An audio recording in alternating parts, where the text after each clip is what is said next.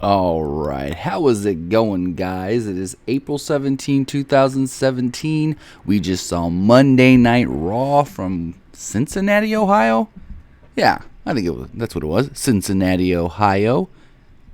And now we're here to talk about what took place on Raw. So let's see who's with us in the live chat already. We've got Stop the Juan, DeAndre Dukes, Scott Frame is here. Kal-El, Bama 311, ABK Rated, Michael Lopez, Alan Inc.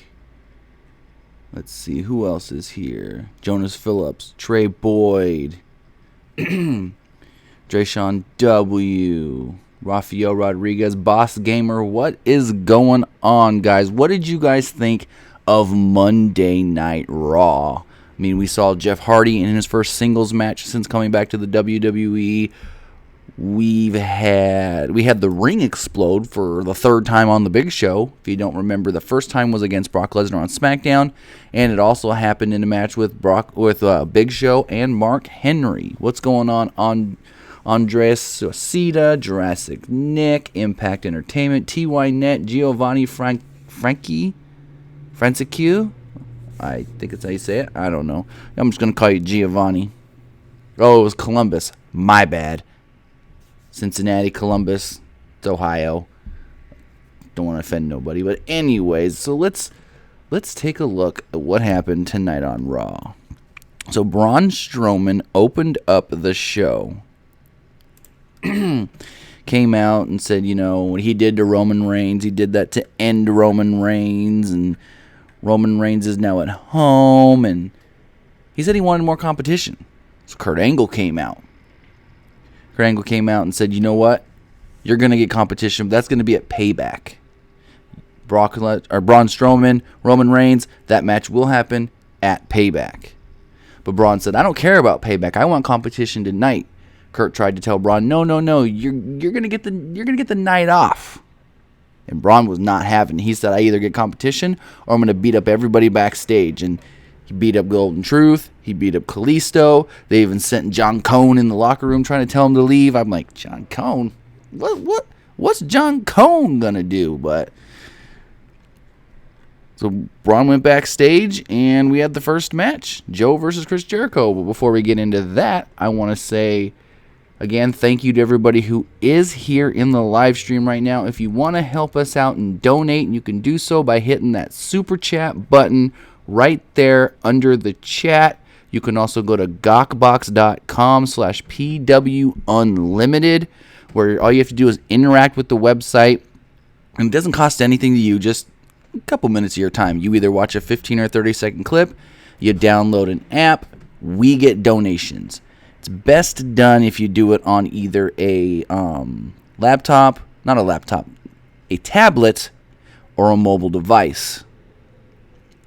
Also, if you want to help us out, you can go to our TeePublic store and get any of our t-shirts. And if you're unaware, any of our t-shirt designs can also be purchased as a sticker, on a cell phone case, on a coffee mug, on a notebook. So just head over. Link is in the description for our TeePublic store. All right, you guys got some questions already going in the chat. Let's check out the live chat, and then we'll take some questions here in a little bit. Michael Lopez says, where are you from? I am from Central California in Fresno. WZRD Mike said he threw Kalisto in the trash can. That was pretty funny. We were eating dinner at that time, and my son goes, that's the Lucha Dragon. Uh-oh, he threw him in a trash can. It's pretty funny. Yes, that was awesome when Big Show just barrel rolled him into the garage door out of nowhere. Just came and hit Braun and said, pick on somebody your own size. Like, that was great. Boss Gamer, Dana Brooke versus Emma at Payback. They're building to it. Giovanni, you're welcome for the WWE news. Impact Entertainment says it was a poor show. It was an okay show. I mean, if I had to rate it, I guess I would give it a 6 or a 7. Probably a 6 out of 10. Daniel Torres, what's going on? Alan Inc. says Raw is going to beat SmackDown in the ratings.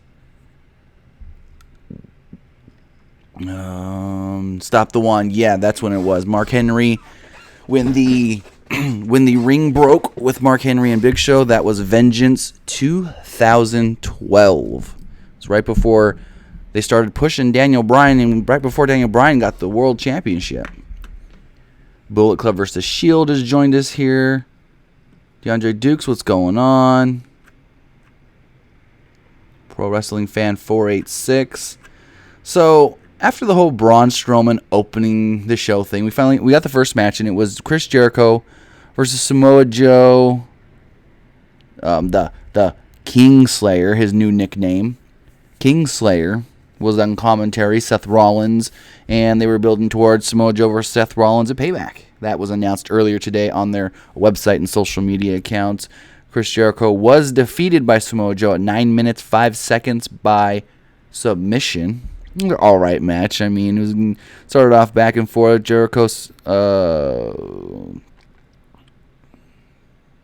missed a senton early. Jericho caught him with a lion salt for a 2 count. Jericho was then spiked with a Uranagi out of the corner. Joe then missed a senton attempt from the second rope. Jericho put Joe on the walls of Jericho, but Joe slowly rolled over onto his back. Joe sank in the Kikina clutch, and yeah, that's when it all went to sour. Let's see what you guys are saying. Gerardo Mendoza, Kenny Omega versus I think he's trying to say AJ Styles. Boss Gamer gave tonight's Raw a 9 out of 10. Wow. Gaza says, how long you been doing wrestling news from the UK and looking to do something similar on my channel? I've been doing this since I started in August of 2015. YouTube says my first day was July 31st, 2015, but I count August as when I started. So a little under 2 years I've been doing this, and you guys have really, I can't thank you guys enough for helping me grow to over 18,000 subscribers. Over, over 6.2 million views in under 2 years.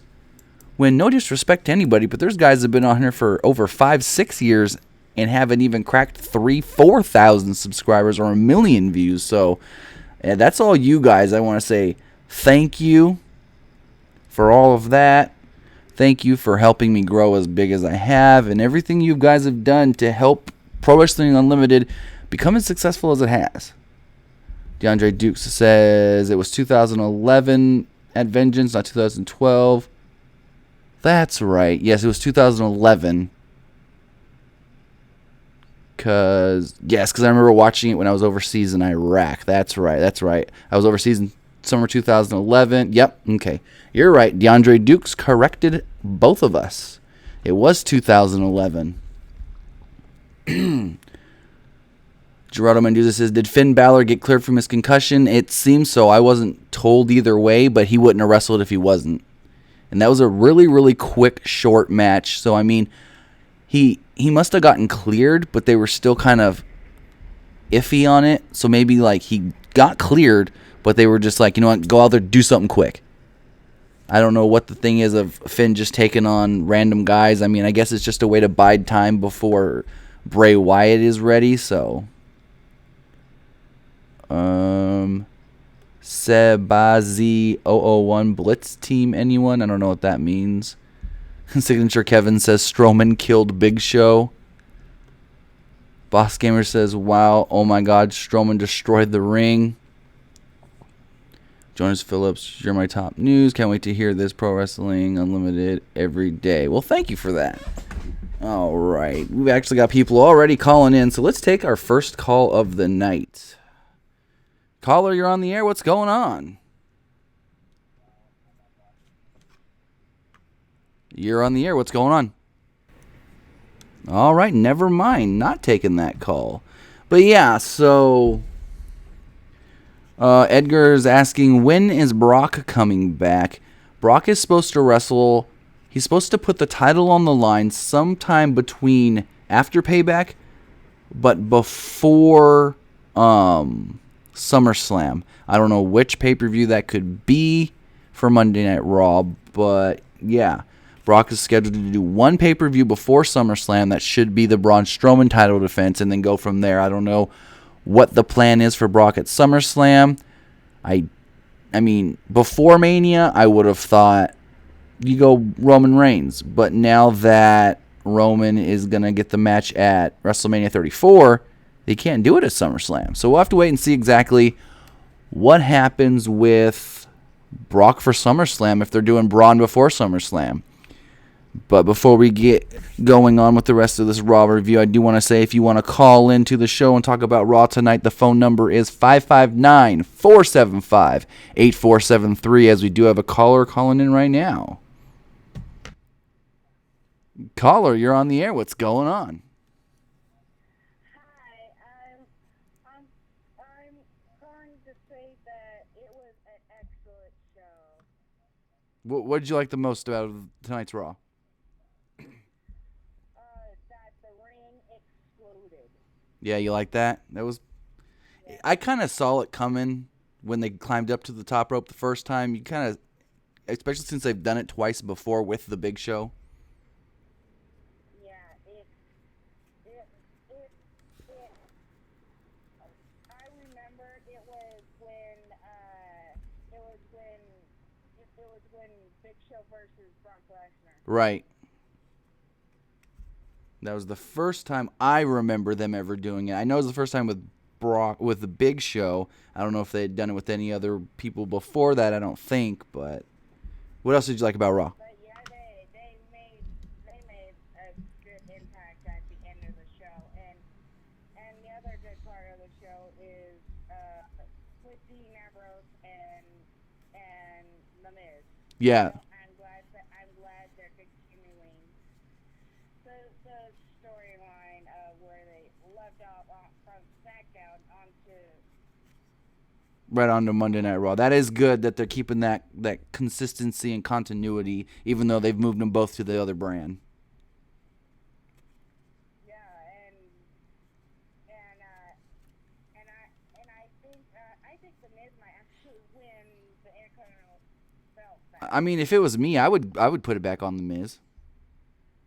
Yeah, because he did a better job with it and stuff. Right. I get what you're saying. But, all right. Thanks for the call. Okay. Bye. All right.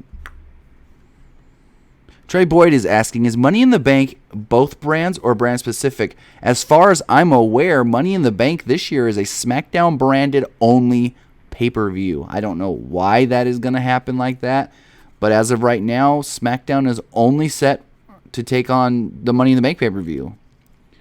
Macho T, what's going on? Join us here in the chat. Stop the One. 2002 was when Brock and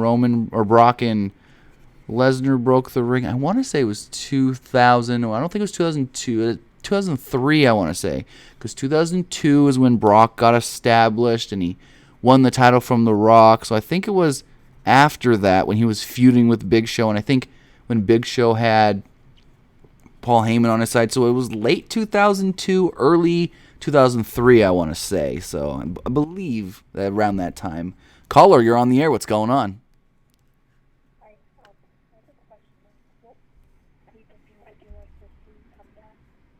What pay-per-view would I like to see come back? I mean, to be honest, most pay-per-views are just a name, so it doesn't really matter. If you want to talk gimmick pay-per-views, Elimination Chamber did come back this year. That's cool. I always liked like the Taboo Tuesday, Cyber Sunday. I know they didn't do big numbers on pay-per-view. Well, pay-per-view numbers don't matter anymore, so maybe they can do something like that on the WWE Network. But other than that, when you say, oh, I want Bad Blood to come back, why? It's just a name. There was nothing specific about Bad Blood other than the first Hell in a Cell match took place on a Bad Blood pay-per-view. So when people always ask, what pay-per-view should come back, it doesn't matter. They're just names.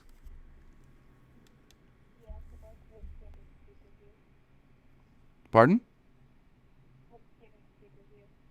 Like I said, either the Taboo Tuesday, Cyber Sunday.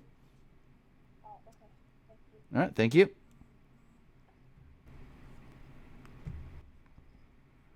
Caller, you're on the air. What's going on? Caller, you're on the air. What's going on? Going once. Going twice. All right. So, let's get back to this Monday Night Raw. So, after we had the Jericho Samoa Joe match, Joe then got on the mic and he kind of called out Seth Rollins. Seth was already out there, though. But he said, he did what he did for Triple H, and Rollins was just the target of his benefactor, Triple H. After what Rollins did to Triple H and Stephanie, Joe said it won't be business. It will be very, very personal what he does to Seth at Payback. Rollins then stood up at the announcer's desk, said it certainly will be personal because Joe almost ended Seth's career. Joe almost made Seth miss WrestleMania with the knee injury, and then said that Payback is a bitch. Anderson and Gallows were then backstage as you see the Drifter walking around strumming his guitar. And that wasn't the first time we saw the Drifter. And then after that, we saw the Golden Truth get attacked. Golden Truth got attacked. They were supposed to take on Gallows and Anderson, but obviously that didn't happen as Strowman was just doing what he said he was going to do. Beat up everybody. Caller, you're on the air. What's going on? Yes, I'm doing good. First thing on is, I think you seen the day with Brock Lesnar. I think it was the summer of 2003 when that happened with Lesnar and Beckel. Okay, let's Google that then. I think it was June of 2003. June. Let's see. Let's see if this has a date on it. You're correct. It was June 2003. Yeah, the other thing, to be honest, I thought Roman Reigns was gonna interrupt him or something like that at the end, but I'm surprised that they kept him off. But like you were saying, I think last night about the live event. The live event, yeah, that was we talked about that Saturday. Oh yeah, sorry, I'm surprised because that could have messed up the storyline. Exactly. Like, I'm surprised that if they didn't take him out. Well, I don't know why they put him on a live event. right. I haven't heard yet of anything that took place after Raw, but I know as of this morning, the advertised main event dark match was still supposed to be Strowman versus Reigns. So I don't know if they've changed that. I haven't heard from anybody that's there live on what the dark match was. So we'll have to wait and see if they kept him off of that as well. And the other thing I was about to tell you is that is there anything, any update with the Hardys or anything like that? About as far as being broken? Yeah. There's all I know is that it's the same thing we've been saying. Impact thinks they own it. The Hardys think they own it. If you did watch Raw tonight, when they did the backstage interview, Matt kind of slipped in the accent and a couple of the words. And then when the Hardys came down for Jeff's match and when they both got up on the turnbuckle, Matt did a quick delete swipe. But other than that, they haven't done anything in the WWE. And I don't know if they can yet. I haven't heard anything either way. Well, I noticed when Jeff did something to Cesaro, he did that sound that he always makes. That yes or something like that. When he says yes or yeah. Oh, okay. I get what you're saying. I didn't hear that. Yeah. I heard him when he dropped Cesaro or something when he went outside. That's when I heard him say that. Okay. Okay. That's all I have to say. All right. Thank you. Have a good night. All right. Apparently, we might be having some technical difficulties. A couple of you in the chat are saying you can't hear the people calling in, so let me check something here really fast. All right, let's keep talking about Raw while I check this. Okay. We had Luke Gallows and Carl Anderson. They were supposed to take on the Golden Truth. But instead of taking on the Golden Truth, because the Golden Truth was, they got attacked backstage, Enzo and Cass came out. Enzo and Cass came out for the second time in 2 weeks. Someone used the divorce court on Raw as Gallows applied it on Enzo. Corey Graves didn't call the spot, however. Anderson fittingly used a spine buster for a near fall. Enzo jumped off the second rope for a DDT, but Anderson intercepted it. Enzo then leaped over and got a hot tag. Carl Anderson missed a scissor kick and fell to the floor. This time, Amore finally got that hot tag.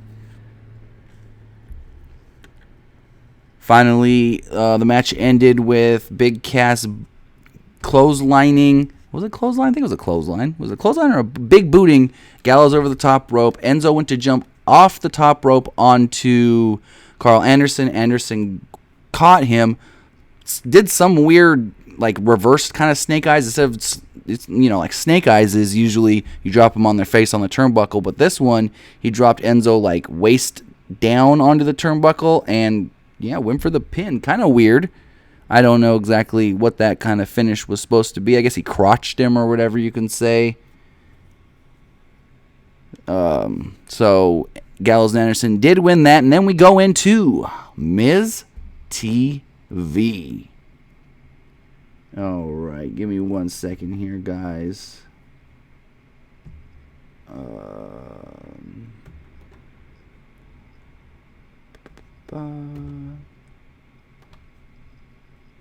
don't know why. I guess Skype's messing up. It was doing this the other day, too. Skype was messing up. All right. Let's see.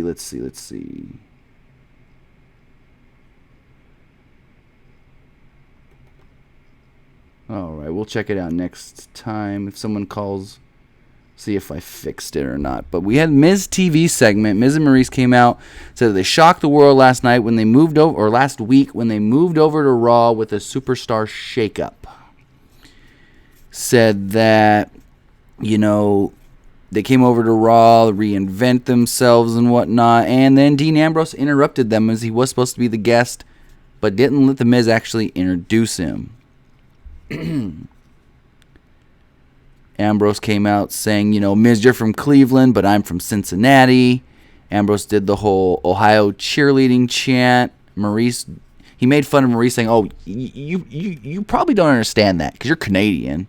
Pretty funny. Miz then talked about how he's a superstar and he's a real performer, but Dean doesn't look like a superstar. He's just a wrestler. Miz acknowledged that the WWE Universe loves Ambrose, which is why he's giving opportunity after opportunity after opportunity. Miz said that Ambrose was the top pick in last year's draft and immediately winning the WWE World Heavyweight Championship, carrying it to the SmackDown brand, but then wasted all of his momentum because he was a blimp on the radar, and at WrestleMania, he was lazy and complacent. Miz cut a good promo here. Ambrose said that it didn't matter what he was wearing because that doesn't really matter to him. He doesn't care what people think. Ambrose said that he doesn't know what branding himself means. He doesn't care about endorsement deals. He doesn't care about money. He just cares about kicking people's ass. He said, getting his ass kicked, okay, it happens sometime. Broken bones, broken teeth, black eyes, and he loves being the Intercontinental Champion. He then went on to say there's an old saying, the championship doesn't make the man makes the championship. Ambrose then asked Maurice to hold his mic. Miz then went on about how Ambrose was a loser. Miz made the championship what it was. Ambrose took off his jacket and he was ready to fight Miz. He was ready to go. But, they're probably going to hold this off till the pay-per-view. And then Maurice threw the microphone at Dean. Miz went for a skull-crushing finale, but Ambrose escaped out of it. Hit the dirty deeds. And Miz and Maurice rolled out as they ran up the ramp. Broken T. Hall says that he only watches Monday Night Raw because of the Hardy Boys. DeAndre Duke says, do you still think Miz should have stayed on SmackDown because I feel like he was so close to the WWE Championship? I get what you're saying. I get what you're saying exactly. As far as Miz probably would have had a better chance of getting a world title shot on SmackDown than he will on Raw. I don't think Miz will, as long as he's on Raw, get a world title shot. I don't see that happening at all. But I honestly could have solved that for sure if he stayed on SmackDown. So yes, I think in that regard, yeah, you could have kept Miz on SmackDown, made him a main eventer. But moving him over to Raw, I don't think it's going to hurt him really much, to be honest. Walsh says, do we have anything on the legal battle between WWE and Anthem? Well, first off, it's not between WWE and Anthem. It's between the Hardys, technically Matt Hardy and Anthem, as far as the broken gimmick. Like I said earlier, there's no new news. Nobody knows who rightfully owns it. I don't know why it's taking so long to figure all this out. I don't know. I'm not a lawyer, so maybe I just don't understand everything. But as of right now, if you saw, like I said earlier, if you saw Raw tonight, Matt snuck it in. He did the backstage interview, and he snuck in a couple of the broken Matt Hardy words, and he used the accent very faintly and slightly. And then when they came down for Jeff's match, he did a quick once of the delete swipe to get the crowd going. So he wants to be broken for sure in the WWE, and he's kind of hinting at it and kind of like doing as much as he can without doing too much to possibly get in trouble. Wrestling Viewers Podcast, do you think Adam Cole will sign with WWE? There's a very, very good chance. He can't talk with WWE till May 1st, but after that, hey, everything's up in the air because he can start talking with WWE May 1st. If everything goes according to plan on what you would think as far as them wanting to sign him, then he does his medicals, takes a couple weeks, I believe, for his medicals, and then he can come to NXT after that. I don't see him as somebody they would bring straight to the main roster. I think he would do well in NXT first. Richard Gendron, who do you think could beat Brock? I don't know who could beat Brock. I mean, maybe a Braun Strowman. But is your question who I think who should beat Brock? Or who will they have beat Brock? Because if you want to go off of that, Roman Reigns is probably going to be that guy. So, let's see. Supreme Bree think Dolph Shinsuke will have a good feud.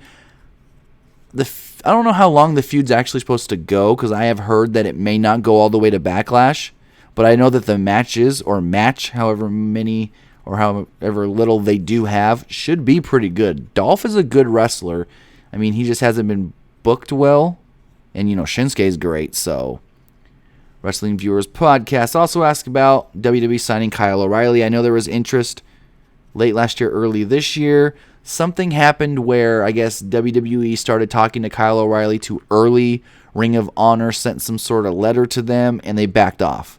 I don't know what all happened exactly, but I know that because of some legal issues with Ring of Honor, they kind of backed off on Kyle O'Reilly. All right, we're going to try and take a call here, see if everything got fixed or not. Caller, you're on the air. What's going on?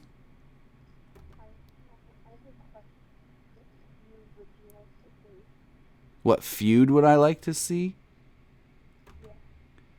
I guess if I had to put any feud together, it would be AJ Styles Nakamura. What would you like to see?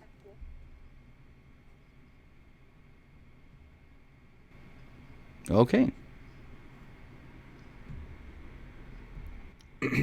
Caller, you're on the air. What's going on? I have a question for you. Do you think they're gonna give a big heel turn for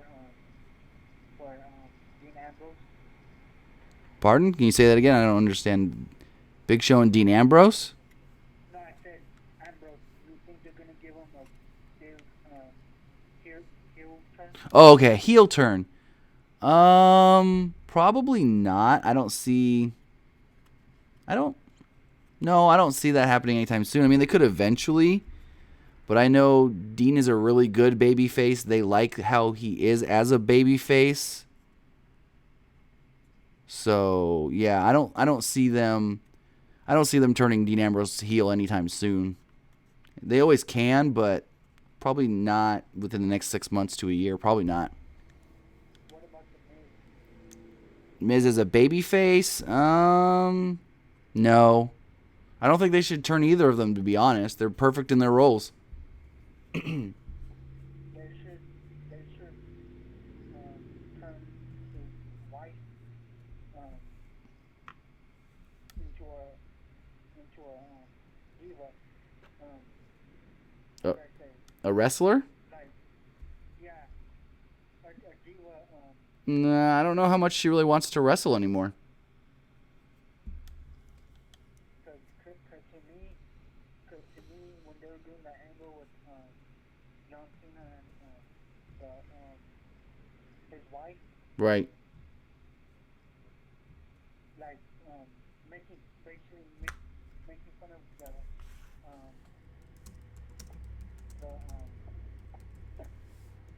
making fun of his John Cena's wife. Right.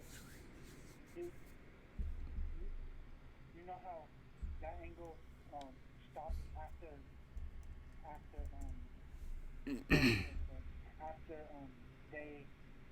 after he left or whatever. Right. Do you think after that angle, do you think they're gonna try to at least bring her back for like a part timer? I know she needs to take time off, Nikki Bella, so I don't know exactly how long Nikki will be out. I don't honestly think she should come back. So yeah, because her neck's still messed up, but No. What about Mrs. White? no, she really doesn't want to wrestle. She just agreed to do it. If you see Mania, she didn't wrestle much at all, so she doesn't really want to wrestle. She just wants to be there as a manager for The Miz. All right. Thank you. Thanks for. It's always a pleasure being on the show. Not a problem. Have a good night. You too. All right, so I guess Skype's messing up. Not going to be able to take calls. Hold on, let me try one last thing here. Where we leave off on the Miz segment, Miz TV, and then we go backstage, and you see Braun Strowman is dragging Kalisto backstage, and this was the spot we talked about earlier, where I guess he stuffed him in a trash can. It's pretty funny. He stuffed him in a trash can. Let's see what you guys are saying in the chat here. Trey Boyd is asking if I think they're going to do a Shield reunion. I mean, they always can, but then the question is, first off, they do a Shield reunion. Who do they face? Second, I don't think it's a good idea because in my opinion, I think if they do a Shield reunion, right? Then you got to put Ambrose, Rollins with Roman Reigns, and you can think, okay, that's going to help Roman Reigns. Fans are going to like him. But it may actually hurt Rollins and Reigns instead, to be honest. So, well, let's see what else you guys are saying. Gianni De Benedetto says, check WWE's newest video. Are you talking about on Twitter? On their website? What is it about? Let us know. Wrestlers Viewer Podcast. People were saying that Yankee Stadium can hold a WrestleMania in the next 10 years. Maybe. I don't know if they want to do another baseball stadium. I know they did do a baseball stadium for WrestleMania 19, so it's not out of the realm. Impact Entertainment says, will you cover the live Impact Wrestling if you get Pop TV? I could try, but like I said, I don't get Pop TV where I am, so I will be doing spoilers for the tapings that go this weekend. So keep an eye out for those. But after we had the Braun Strowman throwing Kalisto in a trash can, that's when the Big Show ran him down, and they did set up Strowman versus Big Show later on in the night. And then we had TJ Perkins versus Jack Gallagher. Match went just under 10 minutes. Neville came out. Austin Aries was also sitting at ringside. I mean, it was a whatever match. I really didn't get into the match. Gallagher was distracted. a lot by the Neville and Aries stuff at ringside. Perkins kicked the middle rope into Gallagher's face, pinned him after a detonation kick. Perkins is now a heel and has aligned himself with Neville, and he's kind of like, I guess, doing Neville's dirty work, if you want to say that. I mean, I guess you can say it like that. All right, trying to get the Skype here to work. Wrestling Viewers Podcast. Do you think WWE will sign Kenny Omega or Matt Riddle? They want both of them. I know Triple H. Okay, so Matt Riddle got a tryout a couple years back with the WWE. It was like a year and a half, 2 years ago.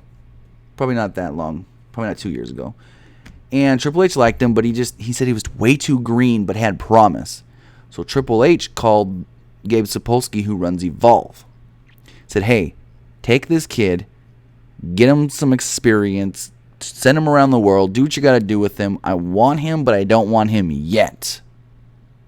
And, I mean, think about it. Matt Riddle, in a little over a year, has become one of the more popular, more wanted guys on the indie scene. So when you think about it like that, it's like, who else? I mean, it's like a Kurt Angle. Who picked this up as quickly as that? So, I mean, I don't know exactly how to explain it. If you haven't seen a Matt Riddle match, you really should go check it out. Check out some of his stuff from Progress Wrestling, Evolve, PWG. I mean, it's all great. Let's see. You guys are still talking about Yankee Stadium, Jurassic Nick. I would like to see a Staten Island Yankee Stadium because I am the Prince of Staten Island. Sasha Banks says, think Big Show. Jurassic Nick, WrestleMania, bye. Okay. A lot of you are saying that you think this is going to be Big Show's last match. And that's why they had the ring collapse. I am Clow is asking, or I am Clough. I always forget how to say your name. Sorry, bro. Is the Cruiserweight division a waste on Raw? I don't know if I would call it a waste. I mean, on Raw, yes. But in a whole, maybe no. If they had them just on their own show, maybe on SmackDown, I would just say Tuesday, make it the Cruiserweight day. Put them on SmackDown and put them on 205 Live. Might help. But when you have them on a Raw, I know why. They want Cruiserweights on both days. That's why they do it. Is it working? No. Matthew Kodak says, will WrestleMania ever come back to Philadelphia? Not that I've heard anytime soon.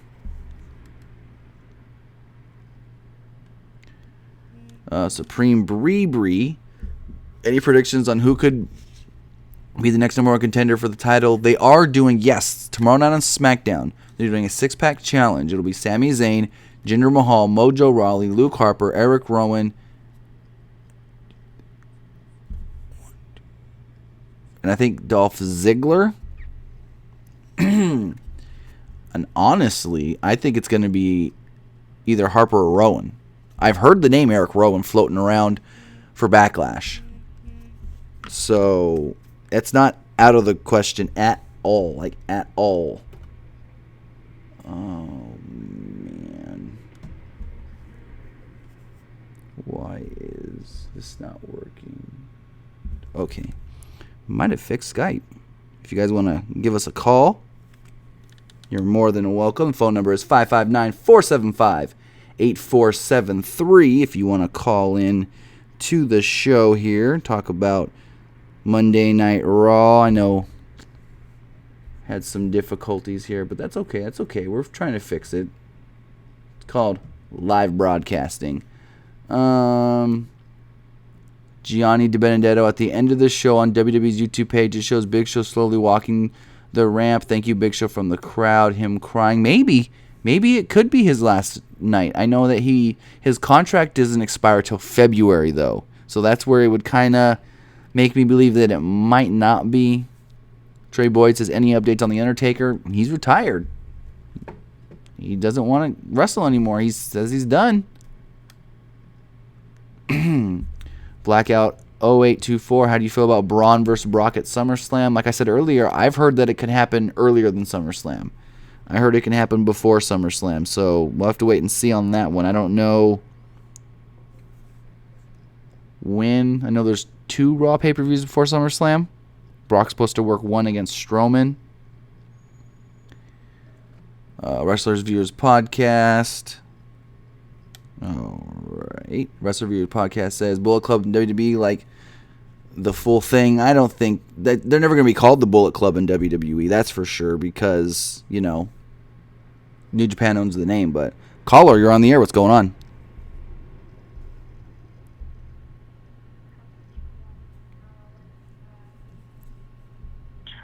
Who would you like from the indie circuit to come to WWE or any like return?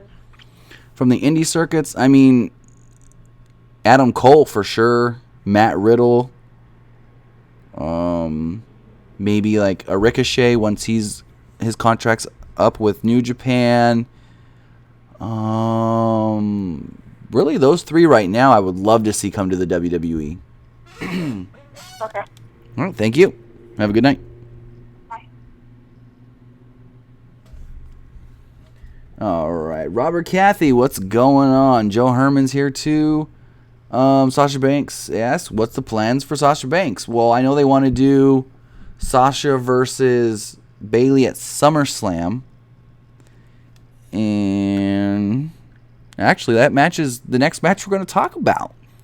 Before that, though, we had Apollo Crews backstage with Akira Tozawa. Tozawa was speaking perfect English about how great Crews is on Raw. Titus O'Neil then came in and did some stupid thing about, you know, join the Titus brand. Apollo Blues. Apollo Sues. It was the stupidest shit I've ever seen. Titus O'Neil, I don't know why he's still employed. Then Matt and Jeff Hardy did an interview backstage. Matt did the normal voice, but then kind of blended it, like I said earlier, with the broken voice. Said a couple broken words. Cesaro and Sheamus then came up, and Cesaro said he's got a match with Jeff, and that match did take place later. Then we had a fatal 4-way. Winner would take on Bayley at Payback for the Women's Championship. This match went just shy of 14 minutes. It was Alexa Bliss, Nia Jax, Mickie James. And before we talk about this, let's take this call. Caller, you're on the air. What's going on? Hey, how you doing, Tim? I just want to ask one quick question. I talked to you last, I think it was Friday, about the about that Jim Ross thing. I mean, not Jim Ross, Jim Cornette thing. Did you finally hear what he said about Vince Russo? No, I haven't got a chance to listen to it yet. Oh man, you missing out. I know. Did you like? I mean, I'm just getting here. Did you like Raw this week? It wasn't bad. There was some good stuff. I said it was like a 6 or a 7 out of 10. Yeah, I mean, it was in the middle. I hope they don't go back to bad programming. I mean, they got the nucleus to have a halfway decent show. But Right. I don't know. I don't know what's going on. I wasn't feeling Raw too much today. Yeah, I mean, there was a lot of spots where, like, if you missed something, you didn't miss anything important. Yeah, see, that's what I'm saying. There was a lot of dead time in between the shows. Right. So, all right, that was it. I mean, I wouldn't even done a recap today, to be honest with you. I'd have been like, look, man, I'll wait till they do something exciting. Right. All right. I'll talk to you later. All right, have a good night. All right, so the Fatal 4-Way match was an interesting match. I liked this match. Alexa Bliss got a big reaction from the crowd. Like, yeah, it was her hometown crowd, but still, she got a good reaction.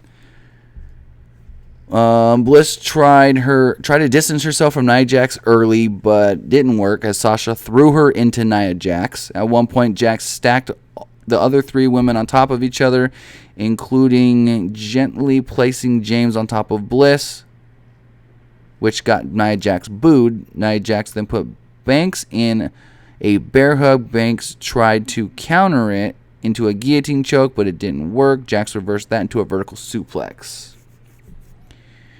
Mickie James then tried to knock down Nia Jax, but Jax held her own and put Mickie in a choke. James leaned down into a Russian armbar, but Nia just picked her right up and dumped her on top of Sasha Banks in the corner. Alexa Bliss then teased a crossbody on Nia Jax, but, she thought better on that and just walked towards her instead. Nia Jax tried to give Mickie James and Sasha Banks a double splash, but missed and went outside to the floor. Banks gave Bliss the double knees in the corner, but Jax dragged Banks out of the ring. Mickie James then tripped Nia Jax on the apron. Bliss hit James on the apron, and James fell onto Bliss. Later on in the match, we saw it was Alexa Bliss and Sasha Banks in the middle of the ring, and the crowd went nuts. Like, they wanted to see this one-on-one match. It ended up going where Sasha had Alexa in the bank statement, and Mickie James broke it up. Mickie then went to the top rope. Nia, what was it? Mickie and Sasha were fighting on the top rope. Nia came in, put Sasha up on her shoulders for the Samoan drop, knocked Mickie off the top rope, hit the Samoan drop on Sasha. Alexa Bliss ran in, drop kicked Nia Jax. Nia fell out of the ring and she took the pin. She jumped right on top of Sasha Banks, got the 1, 2, 3, and shockingly, because we didn't expect this one, but Alexa Bliss got the title match. She will face Bayley in Bayley's hometown of San Jose at Payback. Caller, you're on the air. What's going on? Hello? What's going on? Tim? Yeah, can you hear me? Yeah, I can hear you. How you doing, bud? Pretty good. What's going on? Nothing much. Big fan. Got your notifications on my phone religiously. I watch you more than Joe, JD from all those guys. Well, thank you. Yeah, man. What I'm thinking is WWE's building all these guys. Like, for example, Finn Balor's coming back. They got him taking on like Jinder Mahal, Kurt Hawkins. They're trying to build him up again. Right. They're taking their time. What I'm concerned is like, if they're building him up, like, what's the point of building him up if we all know what the main event at WrestleMania 34 is going to be next year? Well, I know right now, as far as Finn goes and him taking on just these lower-level guys, they're biding their time until Bray Wyatt is done with Randy Orton. After Payback, then the plan is supposed to be to go into a feud with Bray Wyatt and Finn Balor. I don't know where that goes from there, but that's why Finn's just getting these random matches right now on Raw. It's just after Payback, then he starts his big feud. That has money written all over it. I'm sold Oh on yeah. that one. Oh yeah, for sure. Like, wow, that could be really, really good. Exactly. I mean, I'm excited. They gotta book it right. You know what I mean? They Right, gotta right. make both guys look good throughout all of this. And then simple. the thing that's even more intriguing is Bray's on his own now. He's got no family behind him. Yeah, I agree with that. I don't see Braun going back to him. I see Braun pretty much picking him up, throwing him in the trash, saying like, you're garbage. Just like Reigns to me now. Right. Yeah. All right, man. Well, you have a good night. Thanks. All right, I'll thank be you. coming back in here shortly. All right, have a good day. You too, bye. So yeah, as far as the Finn Balor, Bray Wyatt stuff goes, I think it could be great. And like I said, Bray's by himself now. Bray has no family behind him, so it's not like he's in a feud and when he starts, getting his back up against the wall, here comes Eric Rowan, here comes Luke Harper. No. Yeah, Braun Strowman's there, but Braun Strowman hasn't been with the Wyatts since the draft. Braun Strowman is not going to go back with the Wyatts because they're pushing him as his own guy, as a main event guy, as a top guy, probably pushing him up higher on the card than Bray. You guys are asking about Shibata. We could talk about Shibata for a second. Let's take this call first, and then we'll talk Shibata. Caller, you're on the air. What's going on? Hi, it's Jurassic Nick from the chat, and I just want to say I'm a really big fan. Well, thank you. What's your question? And it's like, it literally just turned 1 a.m. for me right now, and I'm still watching this. Well, I appreciate that. But yeah, I'm probably going to call a lot of times Okay. at night because I call a lot and I ask a lot of questions. That's fine. Okay, just want to say I'm a big fan and just doing awesome work. Well, I appreciate that, and have a great night. You too. All right. Impact Entertainment says, is Matt a mix of Broken and V1?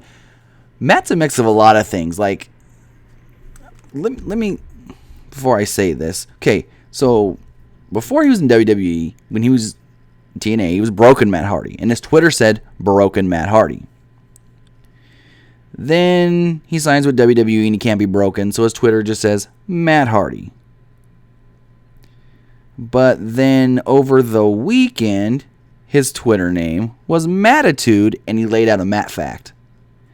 Then earlier today, his Twitter name was I Will Not Die.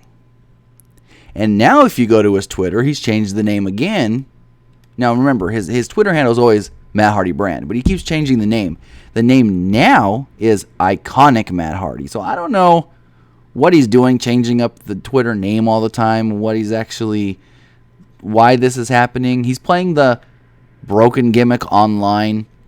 I don't know if maybe he thinks he's getting closer to being able to do it in WWE. Like I said tonight, he used the accent faintly. He said a couple of the words in the accent, and he did a delete swipe when they did their entrance. So maybe Matt knows something, and he's going to slowly transition it in. I don't know. But you guys are asking about Shibata.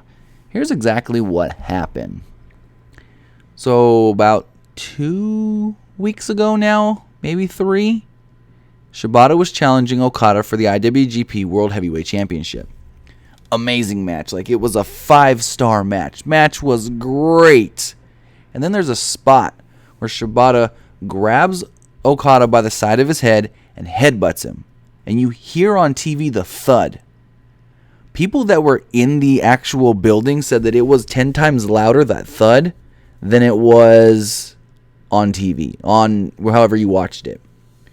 So you then think, okay, he headbutted him. Okada falls down to the mat. Shibata lifts his head up. You see a little trickle of blood come down. Great visual. Like, it was perfect. His face wasn't all bloody, but he had that smile on his face and the trickle, trickle, trickle. So the match goes on. They finish the match. Okada retains the championship. Shibata gets out of the ring and he apparently collapses. They put him on a stretcher. They stretcher him out of the building. They say, okay, take him to the doctors. We'll see what happens. Now, initially, a lot of people said it's a work. Okada needs to take some time off. Or not Okada, Shibata needed to take some time off. It's a work. Don't worry. He's going to be okay. But then there was other people like, it's not a work. There's people in the company, officials in the company, that weren't sure if it was a work or if it was a real injury. And so we go about a week and a half or so, and no one still knows. They're saying, he can't move his arms and legs. He's got no recollection of the match itself or most of the match. And we're like, well, is this real or not? And we finally found out over this past weekend, the injuries are real. He was suffering from the headbutt shot and dehydration. We're hearing that the headbutt shot caused some slight paralysis where he couldn't move his arm and leg on one side of, I think it was one side of his body. He had, before like Friday or Saturday, he had no recollection of what happened in the match at all. As far as, like I said, Friday or Saturday, the paralysis was slightly starting to wear off. He was able to move his fingers and his toes. He was starting to remember things that happened in the match. But New Japan and doctors that have been, watching him, they're very, how do I say this? They're very fearful that something like this can happen again to him because of how bad it was. They're saying that, they may never clear him again. This may be it. He may be done. He may not be able to wrestle again, because if that one headbutt shot caused this, a shot half as impactful could cause even worse because this already happened. So we just have to wait and see. I heard that he could be in the hospital for at least another week or so. New Japan Pro Wrestling is not going to make any statements until he's released from the hospital. Doctors tell them his full prognosis. So we're just right now sitting and waiting. Some people still think it's a work, but from everything I'm hearing and from what people are talking, the way they're saying it, it seems very legitimate. So we just got to sit, wait, pray, hope everything's okay, and that he can eventually return.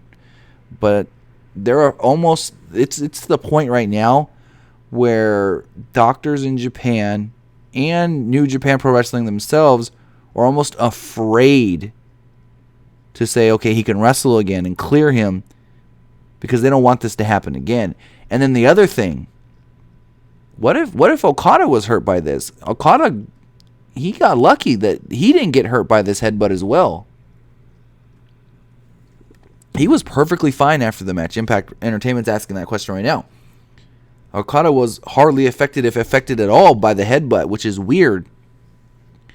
Maybe because Shibata took the shot to the center of his forehead, right there to the center of his head, and maybe Okada took it on the more to the side or something. I don't know exactly, but yeah, it affected Shibata to where he may never wrestle again. And as far as Okada, he's fine. So we're going to have to wait and see where that all goes. Like I said, last I heard, he should be in the hospital for another week. And if I do hear anything on his condition, I'll bring you guys the news as soon as I hear it. Ryan Armstrong. Yes, he's saying Dash Wilder was mentioned being injured. I don't know the exact story. I know all weekend, the Revival, Ty Dillinger, and Shinsuke Nakamura worked the NXT house shows. It was like their farewell tours. They should be done with NXT now for good, well, for the most part. And the Revival had a match on Friday where Dash Wilder actually fractured his jaw. WWE, well, the news was first broken by Pro Wrestling Sheet. They said that he could be out for multiple months. WWE then came quickly after that report went out, said, yes, he is injured. He did fracture his jaw Friday morning at 9 a.m. He's getting his jaw wired shut, and then he should be good to go in 8 weeks. And based off of tonight's Raw and the way Corey Graves and Michael Cole were talking about it, it looks like they're going to keep Scott Dawson off TV as well until Dash Wilder's ready to go. So that's where the Revival sits right now. They're going to be on the shelf for at least 8 weeks. All right, Supreme Bree, have a great night, as you said. As you're saying, you're going to go. Okay, have a great night. Thank you for joining us here in the live stream. Robert Cathy says Shibata jacked his head up. I thought Okada was hurt too. I mean, I would have thought as well that Okada was hurt, but Okada was perfectly fine. From everything I'm hearing, at least. I don't know if maybe they're just covering that up. I don't know. They're saying Okada's perfectly fine.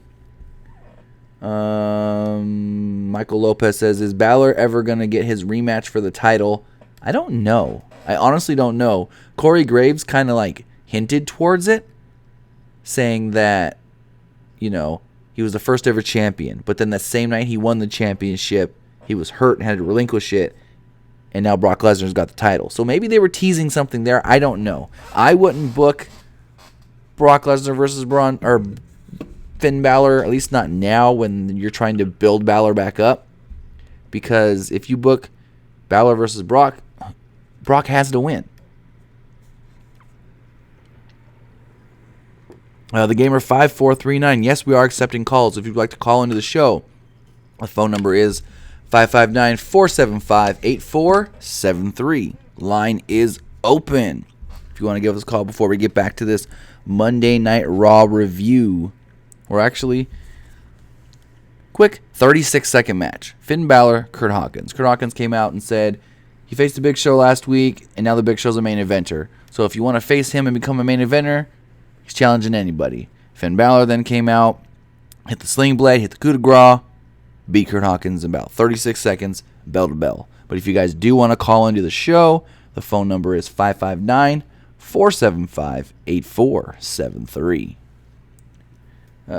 Gerardo Mendoza says, since there's no heel faction on Raw, can Balor form the Balor Club? No, because Gallows and Anderson are heels, and they don't want to turn Finn as a heel. They want to keep Finn as a babyface right now. Just for Fun Gaming, did you hear Morrow was calling matches in indie promotions? Morrow was calling the Ryzen MMA show Saturday night, and I know he's going to do some boxing stuff upcoming as well. So yeah, Morrow's ready back at it. I don't know. I know he's not coming back to WWE. They're just going to let his contract go. I don't know what they're going to do as far as if they're going to come to some sort of agreement where they pay him off and he signs a non-disclosure, or if he's not going to sign anything. I don't know. Enrico48 says, do you think Shelton Benjamin will go to Impact because he didn't pass the WWE test, or do you think he will do another test? So Shelton sent out a tweet saying, all right, I'm not signed by the WWE. As of April 16th, 2017, I am not signed by the WWE. I am a free agent, but I know there's interest on both sides. He says right now, he's not. I would assume if WWE is looking to sign him again, they make him do medicals once again. I would assume, just to make sure everything's okay, since they did find something the first time. But Shelton did say he's a free agent right now. He can do whatever he wants. He's not under contract with WWE. But that doesn't mean that he doesn't become under contract in the next month or so.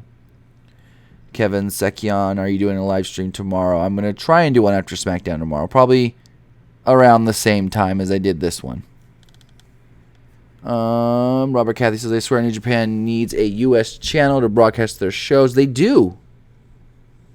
Pop TV should cancel Impact. They do. If you get Access TV, Friday nights, they show, it's not really up to date, though. It's pretty, I know they showed the Tokyo Dome stuff rather quickly after the Tokyo Dome show this year. But I know before that, they were a year behind. Morrow used to do the commentary with Kevin Barnett. Or, what is his name? Not Kevin Barnett. Is it Kevin Barnett? No. Josh Barnett. So it used to be Morrow and Josh Barnett doing the commentary. Morrow got signed by the WWE, and so Jim Ross and Josh Barnett now do the the commentary for those shows on Access TV. Now I know a lot of people don't get access, and that's a bummer. But I think also when New Japan does their shows in Long Beach, California, one, if not both, are going to be live on Access, and they will also be live on New Japan World. So if you do want to check out some New Japan Pro Wrestling and you haven't before, and you do have Access TV, then for sure check it out. Friday nights, like I said, I don't know how up to date they are now, but last year they were a year behind. All right, I got to give a shout out to Robert Cathy, who just gave us a $5 super chat donation saying, once again, Tim, great show. And I appreciate that. I appreciate the donation. If anybody else wants to donate to Pro Wrestling Unlimited, you can do so by hitting that super chat button if you're here in the live stream. You can also go to gawkbox.com/PWUnlimited. You can go there, and it doesn't cost you anything to donate, just a couple minutes of your time, interact with their website, and then we get donations. We get tipped. Also, if you want to get one of our t-shirts, the link is into the description for our TeePublic store.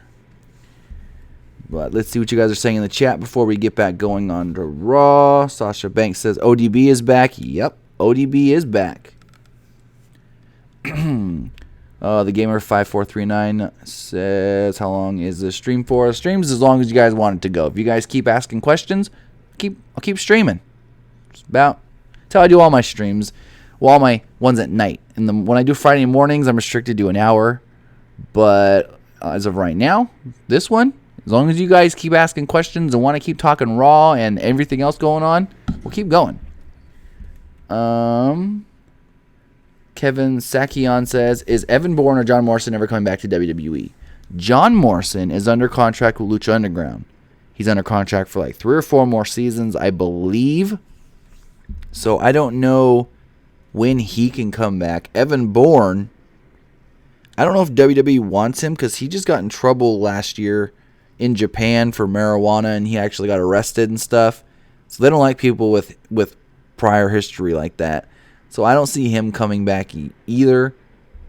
Evan Bourne is working indies in America. He's not allowed in Japan because of the marijuana situation.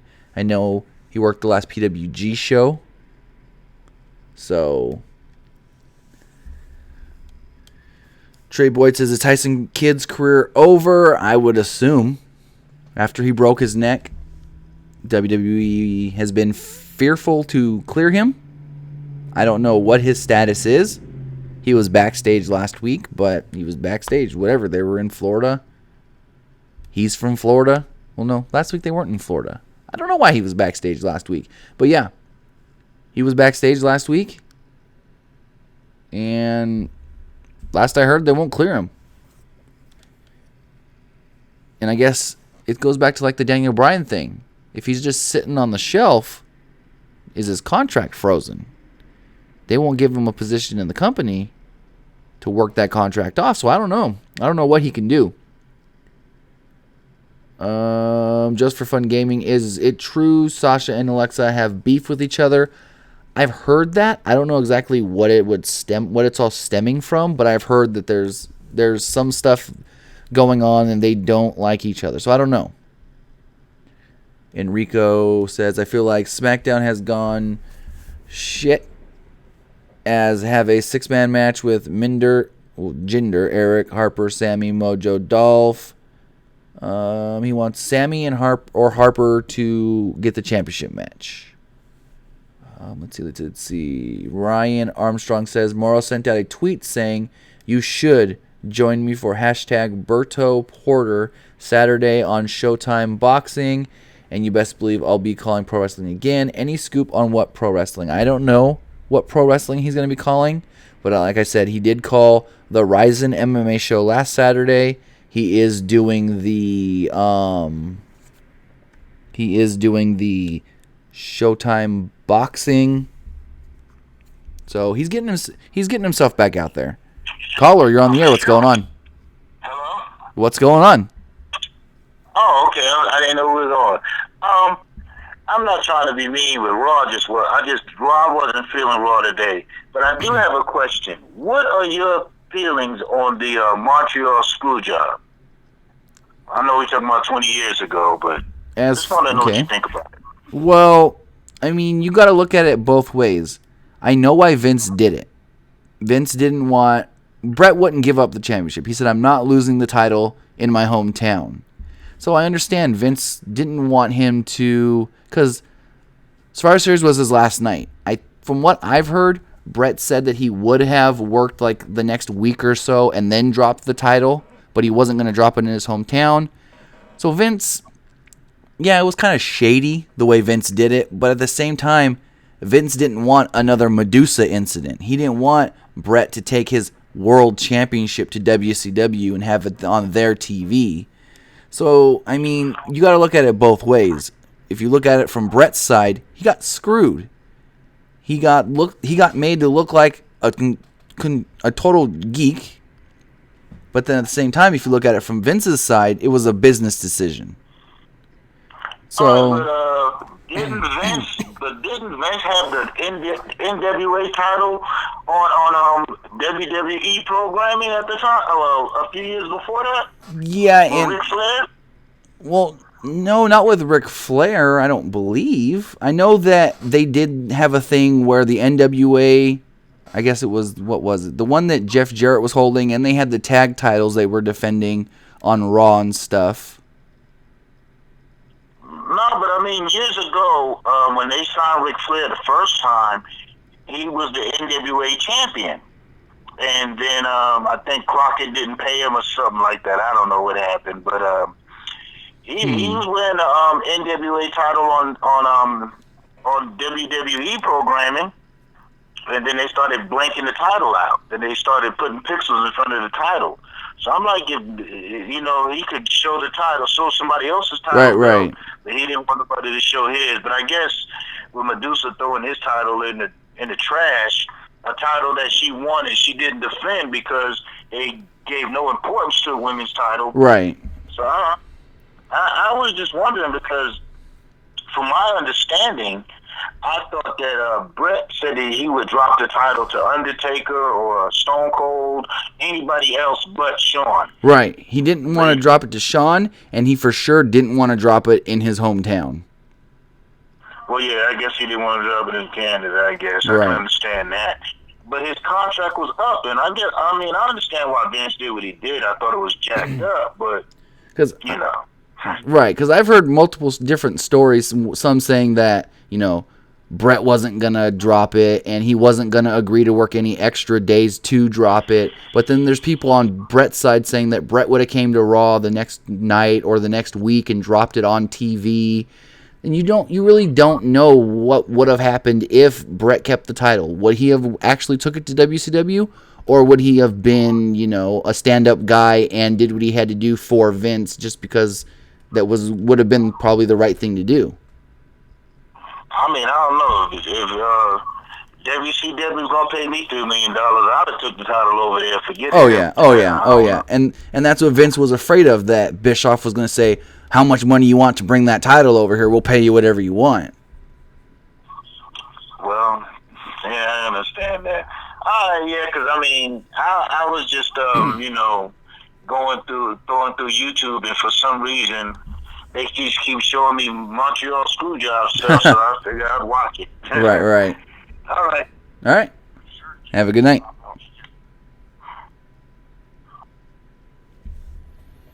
All right. Ooh, whoops. That wasn't good. Ryan Armstrong, bring Karma back to WWE. Nia versus Karma would be best for business. I don't think Karma's really wrestling anymore. I know she's acting. She's going to be on the Glow Women's of Wrestling Netflix show. But as far as her wrestling, I know she hasn't wrestled for TNA in a long time. And yeah, I don't think she's wrestling. Jaden Harvey says, do you watch TWFS? I don't even know what that is. The Gamer 5439 says, if you had to make the perfect pro wrestler, what would his act or thing be? That's tough. That's very, very tough. Caller, you're on the air. What's going on? Hey, nigger faggot. I'd kick up your ass. All right, you're blocked. It's people like that make me almost not be able to take calls. But...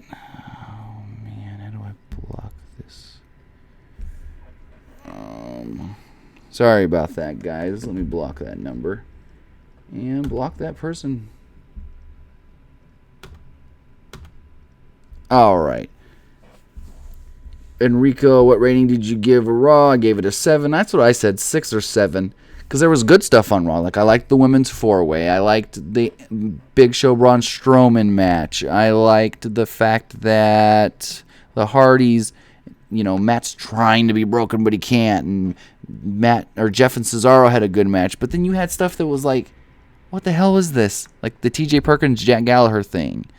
Like Finn coming out and beating Kurt Hawkins in 36 seconds. Like, Gallows and Anderson, Enzo and Cass. Like, how many times have we seen that already? So, I guess, give it a 6. I was saying 6 or 7, but now when you really think about it, I'm going to give it a 6. But, where were we? We had just talked about... last thing we talked about was Finn defeating Kurt Hawkins.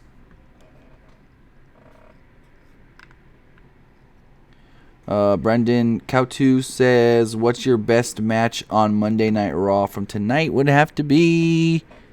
I don't know. Brock and Braun, or Brock and not Brock. Why do I keep saying Brock? It's Big Show. Big Show and Braun. I really liked that match. All right, but after Finn defeated Kurt Hawkins, Jericho did an interview backstage with Mike Rome. Talked about losing to Samoa Joe. Kept calling him Tom. And they called him Tom Mike. He said, "You don't know who your name is." Then the Drifter walked by playing his guitar, and Jericho was like, "Hey, you don't interrupt me." And he put the Drifter on the list. Then got a promo, Bray Wyatt talking about Randy Orton and what he's going to do to him at the House of Horrors match. Asked if Randy's afraid of the dark, afraid of the unknown, afraid of the monster that lives under the bed. And he just says, "Randy, what do you fear?" We then had a segment backstage with Alicia Fox and Dana Brooke, where they were looking at what happened to Alicia Fox last week on 205 Live. She received this Alicia Fox stuff on 205 Live is so stupid, but she received a present. She's been getting presents week by week by week. And we found out that they're coming from Rich Swann, but her quote-unquote boyfriend, Noam Dar, started taking credit for him. So now Noam's taking credit, and so Swann sent a gag gift. She opened up this box and powder shot all in her face. So tonight she was showing that to Dana Brooke, saying, I'm going to explain everything tomorrow. I'm going to make this all right on 205 Live. And Emma comes up. Emma says, oh, what are you guys looking at? And Alicia says what happened last week on 205 Live. And she says, oh, so was Dana laughing? Dana's been making this a joke all week. And Alicia Fox got really mad at Dana Brooke. And then Dana Brooke was like, no. What are you talking about, Fox? I wasn't laughing at you. I wasn't making no jokes. And Alicia Fox leaves. Emma then looks right at Dana Brooke and says, you said you want to stand on your own? Well, you stand on your own feet. Well, let's see how that goes. So I think they're building an Emma-Dana Brooke feud. We then had Jeff Hardy versus Cesaro. This was a 13-minute match. This is a really good match. Announcers played this up like it was a dream match that we've always been wanting to see. Jeff limped to the floor after Cesaro power slammed him. Cesaro gave him a running uppercut at ringside. Good back and forth match. Jeff used a whisper in the wind for a 2 count. After a drop kick, Hardy missed another drop kick in the corner. Cesaro went for a gotcha neutralizer, but Jeff escaped and hit a twist of fate. Jeff then hit the swanton, pinned Cesaro 1, 2, 3. After the match, Sheamus and Matt Hardy, they teased a stare down, but then Sheamus extended his hand, shook Matt's hand. Cesaro extended his hand, shook Jeff's hand. Mike Rome started to give an update on Goldust when Heath Slater and Rhino walked up. Slater started bragging how the Raw Tag Team Champion, about being SmackDown Tag Team Champions and having, his above ground pool. Rhino was eating frosted cookies when Strowman stormed past both of them, stopping the interview dead in its tracks. It was kind of like, what the hell are you talking about? Because he was out there and Slater was like, I wasn't good enough to be signed for Raw the first time. I went to SmackDown and now I'm on Raw. So cool. It was a very awkward interview. Robert Cathy says Alicia Fox is a waste of time. She's fine but annoying. You know what it is. It's because Vince likes the way Noam Dar says Alicia Fox. That's what it is. I've heard Vince gets the biggest kick out of that every single time. He's in the back just belly laughing when he says Alicia Fox. Vince loves that. Michael Lopez, who's your favorite wrestler? It's a tie. It's a tie right now between AJ Styles and Kevin Owens. Now, if you would have asked me this about 3 years ago, it would have been Daniel Bryan. If you would have asked me about a year before that, it would have been CM Punk. Caller, you're on the air. What's going on? Hey, I got one question. What's going on? How many Mexican wrestlers? All right. I don't know what happened there. Call dropped. Huh. Okay. Just for fun gaming. The Alicia Fox. Ryan Armstrong. Sheamus versus Matt next week? Possibly. I don't see why they wouldn't do that. Since they did Jeff and Cesaro tonight. It makes sense. Gerardo Mendoza. Is it possible for WWE to buy the rights to the Bullet Club name? No. I don't think the New Japan is not going to sell that to WWE. No. They let other companies use it like Ring of Honor. But no, they will not sell that. No, they will not sell that trademark to WWE at all.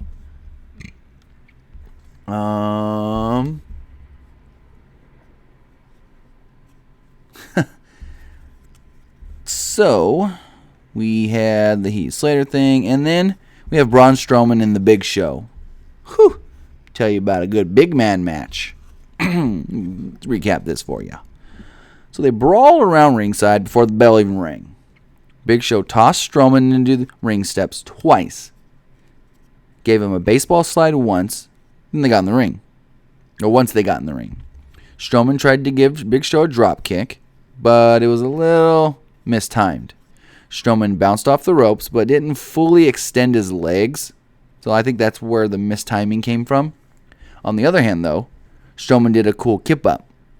Like, have you ever seen a man Strowman size doing kip-ups? Like, imagine Shawn Michaels back in the day. He used to do his kip-ups all the time. Then you have a guy about 3 times bigger than Shawn doing kip-ups. That's just crazy to me. Strowman then gave Big Show an arm drag. Show looked hurt, but I don't think he really was. Strowman then went for a power slam, but they traded elbows and short punches. Big Show got Strowman up for a power slam, which got a huge pop from the crowd. He called for a choke slam, but Strowman gave Show a vertical suplex instead. Strowman tried to give Big Show the Oklahoma Stampede, but Show slipped out, threw Strowman into the corner, then gave him a running splash into the corner. Big Show put Strowman on the top rope and teased the superplex. And this right here, soon as they did that, I said, they're going to break this ring. They're going to do the ring collapse spot. And the crowd started chanting, yes, yes, yes. But Strowman knocked Big Show off. Strowman jumped off the top rope, but Show caught him for a choke slam, which Strowman kicked out of. Strowman went for the KO punch, or Show went for the KO punch, but Strowman ducked and gave Big Show a power slam for yet another 2 count. Braun Strowman went back onto the top rope, but he gave a shoulder tackle to the Big Show instead. Show gave Strowman a headbutt. Show again teased the superplex, but Show then got crotched on the top rope. Crowd then started to boo because they knew what the spot was going to be. They knew it was coming, but they were just like, really?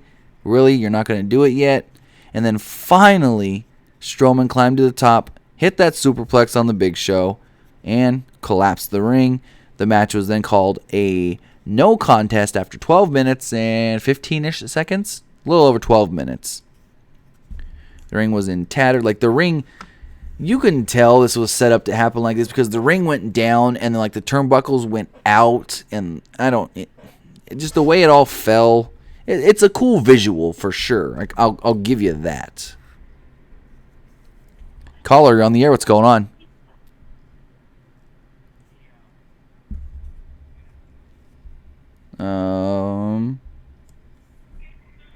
Caller, you're on the air. What's going on? Okay. If you were a pro wrestler, what would your name be? Oh, I don't even know. That's a tough one. I've never really thought about that. What would your name be if you were a pro wrestler? What would your name be? Shoot. Yeah. Maybe Negro Jenkins, because I come from the South End. Okay.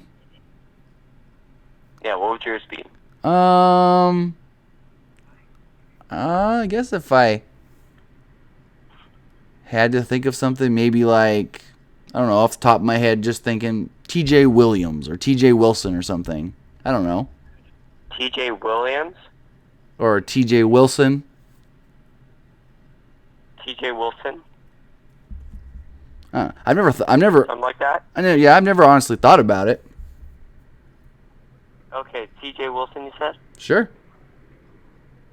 Well, fuck that nigger. All right, you're blocked.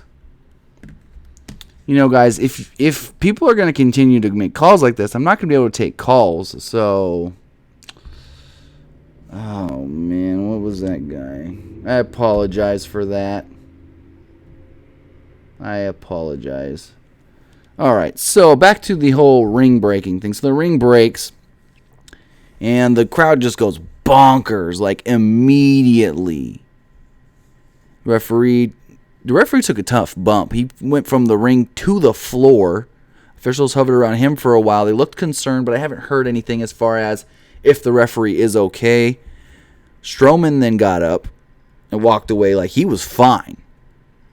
And then apparently, I haven't seen it yet, but I was told by someone here on the live stream that there was a video WWE put on their YouTube of Big Show walking away looking like he may have been hurt, and he looked sad or something, and the crowd was chanting, "Thank you, Big Show."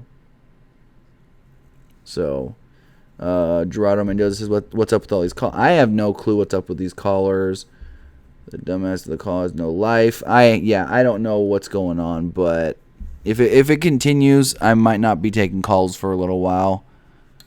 So, Robert Cathy, did the ring collapse 3 times already? Yes, it's been 3 times. It was 2003 with Lesnar Big Show, 2011 with Mark Henry Big Show, and then tonight.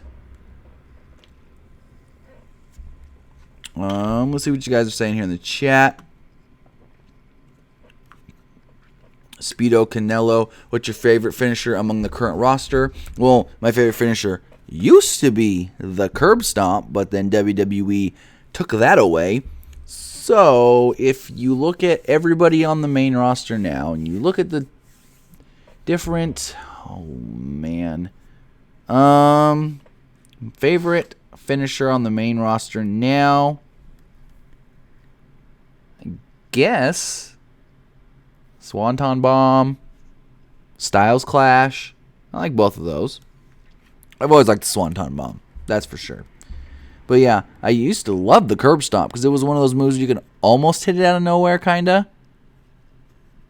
similar to Randy Orton's punt kick. But they stopped both of those. Robert Cathy says my wrestling name would be the Daddy Mac. Enrico48 says, what's your favorite era and moment? Mine is Ruthless Aggression, John Cena versus Edge, Raw Cafe match. Because that's the match that made me a wrestling fan. Oh, okay. I don't know. I know a lot of people always like, oh, my favorite's the Attitude Era. But when I first started watching wrestling, I honestly started watching right after the Attitude Era. And one thing that's always stood out to me that I thought was super cool was the Booker T Stone Cold SmackDown grocery store brawl. I loved that. I don't know why. It's always just stuck out in my head as a cool moment. Just for Fun Gaming says, what's your favorite wrestling moment? No, I don't know if I would say WrestleMania. My favorite WrestleMania moment. Favorite WrestleMania moment. I don't know. That's a very hard one. I know. I really don't know. I'll think about that and I'll get back to you here before we go off. Alfredo Pont says, does WWE fail with Mexican wrestlers that come to work for them like Sin Cara, Andrade Almas, Alberto Del Rio, since he talk about racism in the company? I don't know. I know the whole thing with the original Sin Cara was he kept getting hurt. So that's why they did the new Sin Cara. Andrade Cien Almas, they really like him. They want to bring him to the main roster eventually soon. Alberto's just Alberto. I've heard from a lot of different people. He's just hard to work with. Ryan Armstrong says, will you ever see Simon Gotch go to Impact Wrestling? Honestly, I don't know what he can do. Because he was never really, in the WWE at least, used as the guy that anybody liked. Like, fans never got behind him. So it may be hard for another wrestling company to be like, do we really sign him? Do we really use him? Do we really put him on our TV? So I don't know. Caller, you're on the air. What's going on? Hello? What's going on? Okay, I want you to imagine something. Okay, imagine we took Stone Cold Steve Austin, right? Right.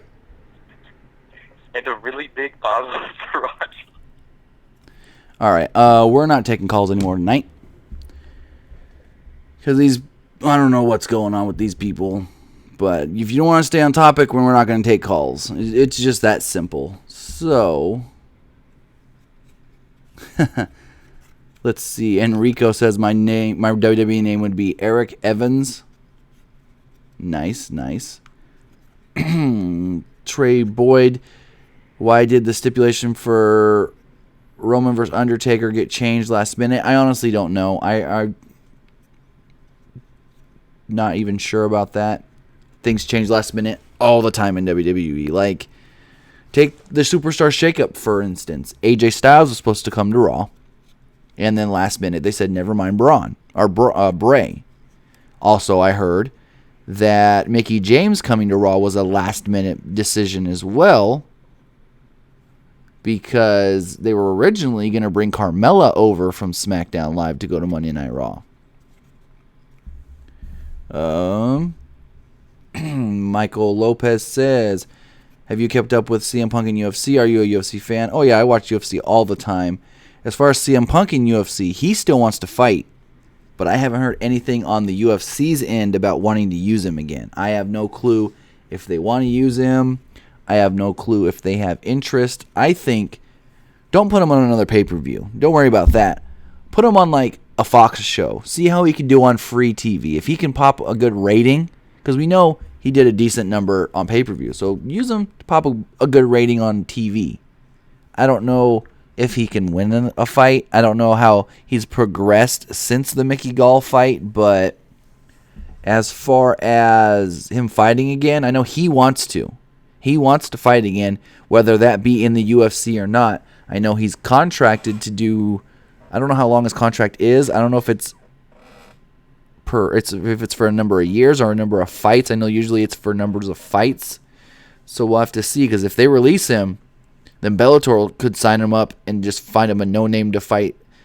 That, because in UFC, they at least tried to find him somebody that was similar record, maybe had 1 or 2 professional fights, and then go from there. But I think if he were to go to Bellator, they'll find somebody with no experience at all, just that he can possibly beat.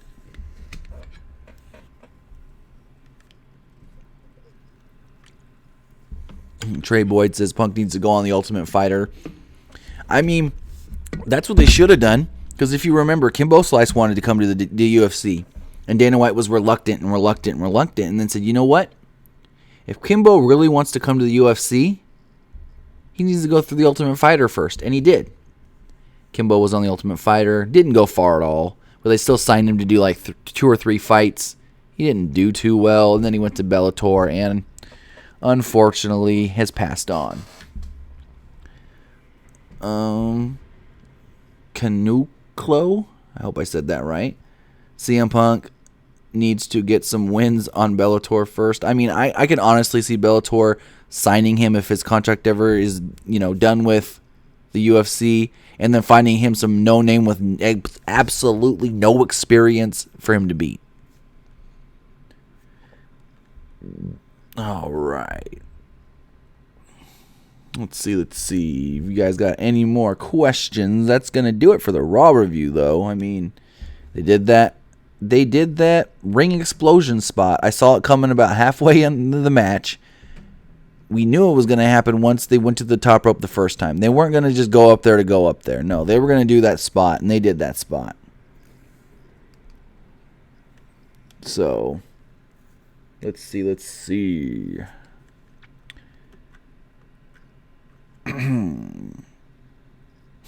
Take Flight TV says Finn vs. Brock. # make it happen.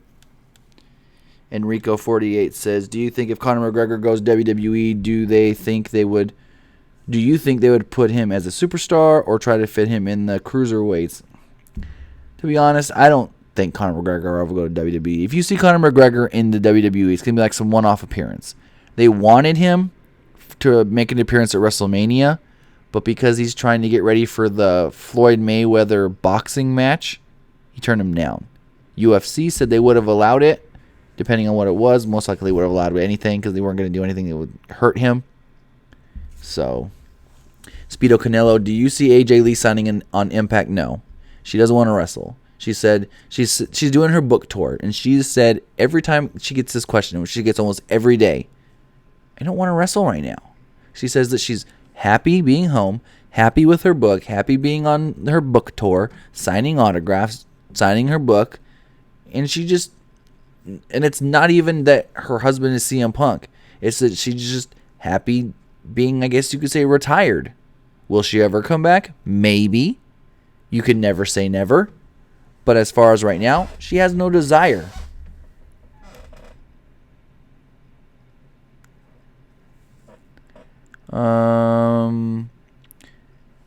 Let's see. Rebellious Trap said Balor looks so bored when facing Hawkins.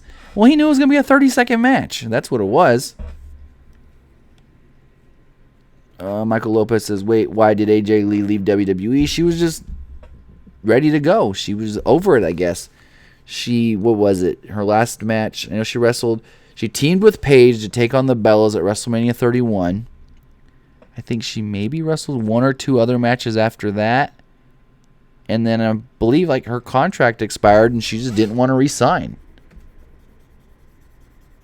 So I know that's kind of like the timeline of it.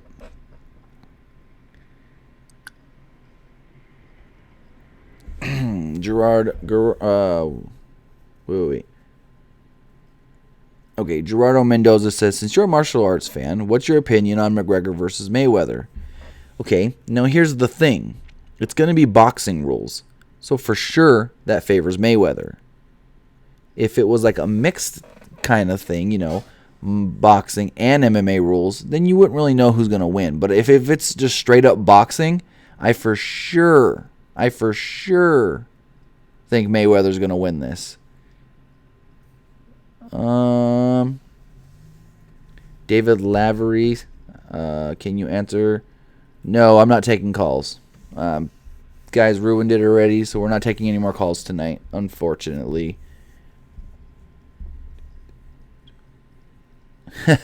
Robert Cathy says, Impact Entertainment. Those two things don't go together. Change your name. What's going on, Najad Moose?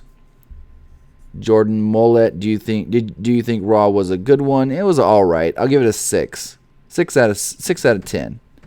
There was some interesting things, but no. David Lavery, if you have a question, just ask it here in the chat. I'm not taking calls. There was too many people calling in stupid things, and so if you have a question, just ask it here in the chat, and I'll answer it for you. Enrico48, WWE or New Japan or Lucha Underground or Ring of Honor, which is better right now? As far as like putting on a show and like a television thing, of course WWE. But if you want just pure like wrestling, New Japan is the way to go. If you haven't watched New Japan, or if you just want like pure wrestling where it's not about, oh, all these guys have to cut 20-minute promos and then they have to go backstage and they have to act and this and that. No. Guys, in New Japan, it's more of you have your matches. Guys will cut promos in between matches here and there. But the promos aren't really what makes it. It's the wrestling. And it's more of a... In WWE, it's more of you set up storylines based off of what the wrestlers and the characters do and this and that. But then you have New Japan where it feels a little more real because it's, you know, the bookers are booking it. And you have, like, say you have the New Japan Cup. So you know, okay, you do your New Japan Cup. Whoever wins that should be getting the next championship match. Then you have the G1 tournament, and the winner of that goes on to get the Tokyo Dome main event. And it's just, everything's so structured in New Japan. If that's what you like, more realism, I'd say New Japan. Now, if you want like a sci-fi television show, like just your whole disbelief is out the window, go Lucha Underground. It's got good matches. Ryan Armstrong, is there any truth on Gangrel wanting to come back to WWE and link up with Bray Wyatt? I don't know. I heard something about Gangrel saying that the Brood can go into the Hall of Fame. But I don't know as far as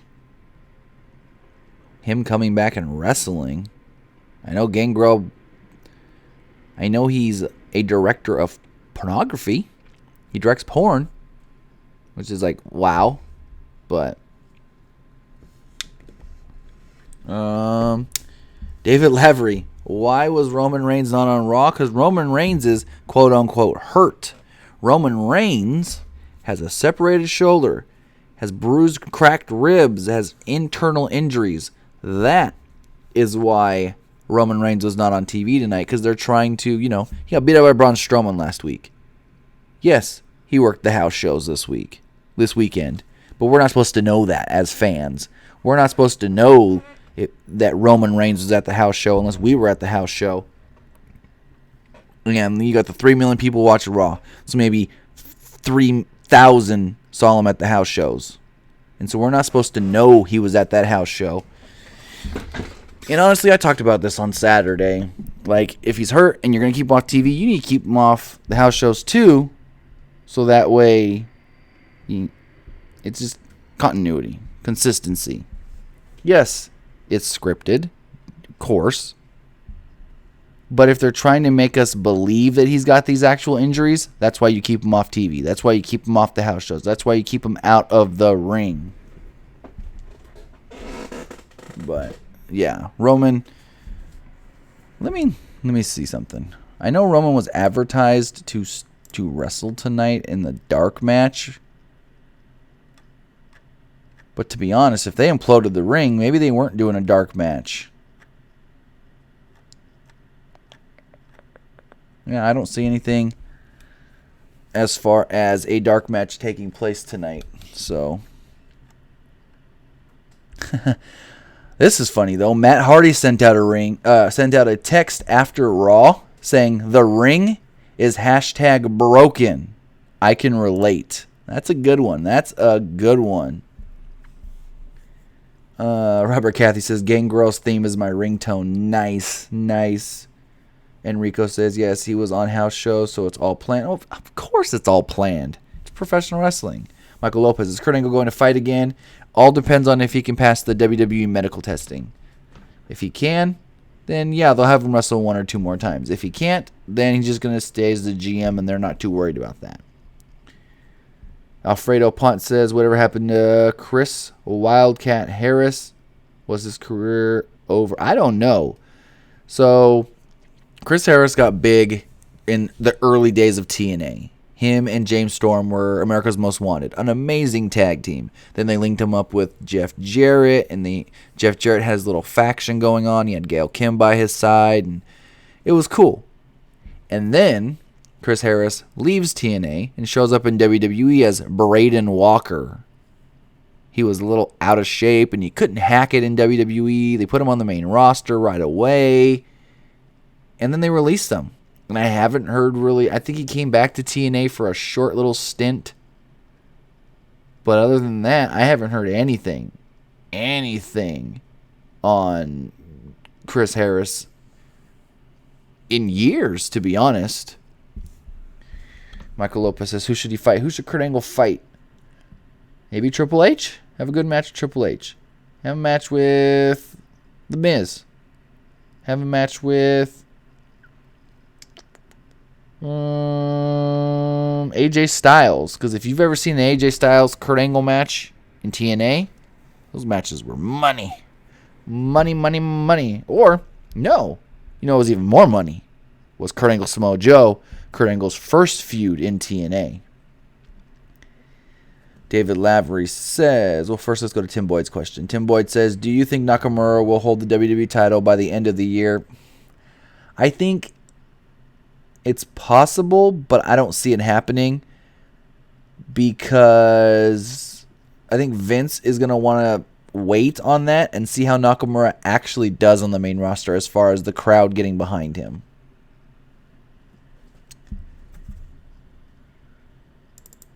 David Laver says, I heard John Cena is supposed to be the surprise return at Money in the Bank and win the briefcase. I haven't heard that at all. I don't know where you heard that from, but I haven't heard. Last I heard is Cena can maybe make it back in time for SummerSlam. He's got one movie for sure he's filming, Daddy's Home 2, with Will Ferrell and Mark Wahlberg. And then he's also, I know he has another movie called The Pact. I think maybe filming after Daddy's Home, but I'm not 100% sure. But yeah, I haven't heard anything about him being a Money in the Bank. Robert Cathy says, Kurt Angle needs to wrestle again. WWE needs to make it happen. I would love to see it. Kurt wants to wrestle, that's for sure. But like I said, if he can't pass their medical testing, I understand. WWE isn't doing it just because they don't want Kurt to wrestle. It's a health thing. They don't want to put anybody at risk. So it's understandable if he never wrestles in WWE for that reason. If he can't pass the medical testing, because we know Kurt's had neck issues. He's had back issues. He's had all sorts of injuries stemming from even before pro wrestling in his amateur days. So they're really just they're way more careful nowadays. Just for fun game, he says, if Roman would do his entrance through the crowd again like he did with the Shield, he would get murdered. Oh, yeah, the crowd would... No. That would not be a good idea. Speedo Canella says, do you think that, besides the injury angle, WWE is keeping Roman off TV because of the live reactions? No, I don't think so. I just think that, A, he's off because of course, he got beat up by Braun Strowman, and B, he got beat up by Braun Strowman because they want to make Braun Strowman look like the biggest, baddest monster in the land. And it worked. But it also turned Braun Strowman into a big, bad baby face.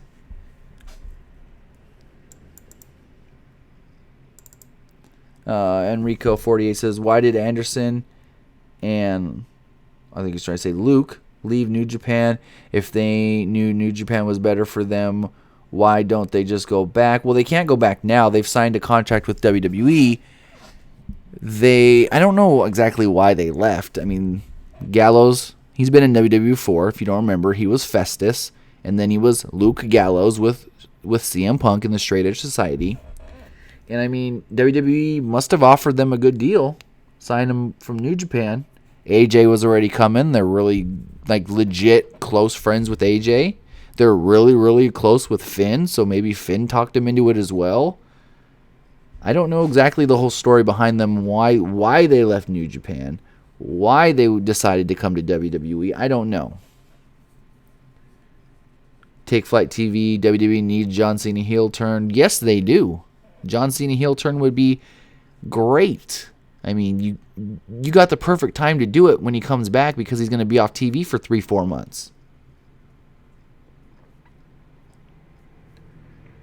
You keep him off TV 3-4 months. He's gone doing movies.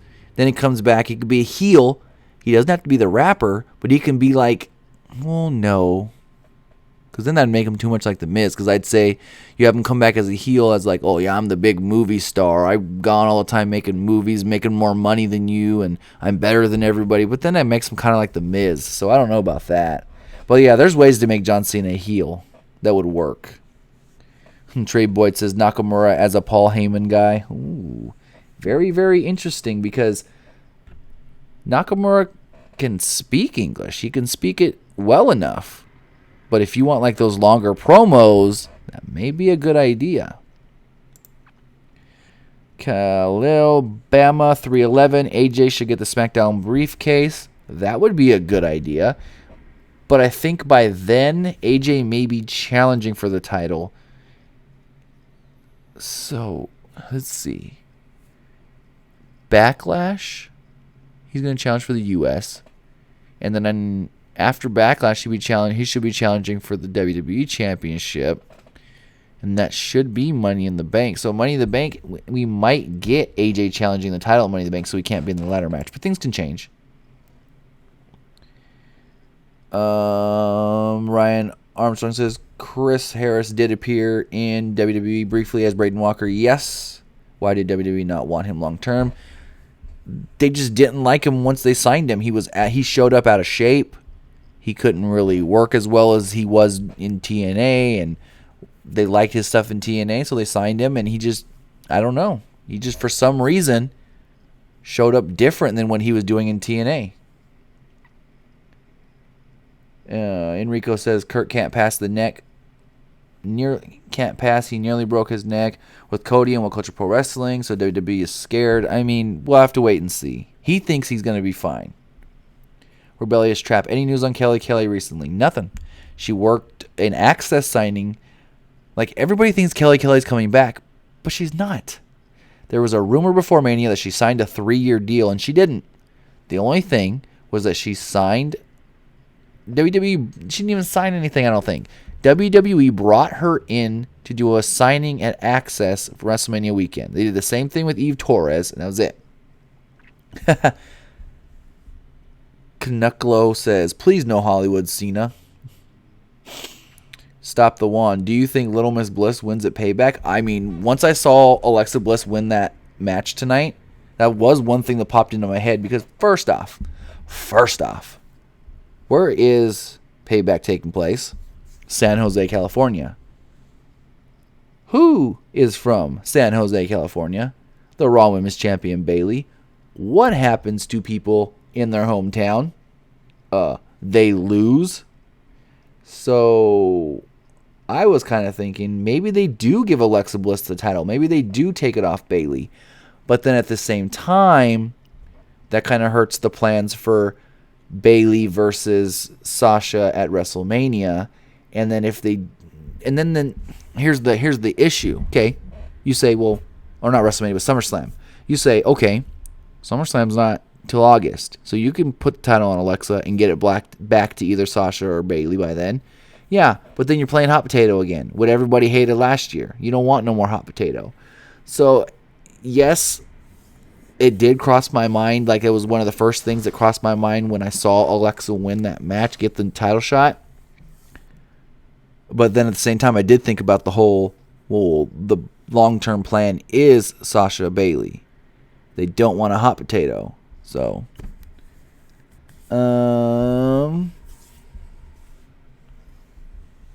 people are saying Sami Zayn should win the Money in the Bank briefcase. That would be interesting. That would be very interesting.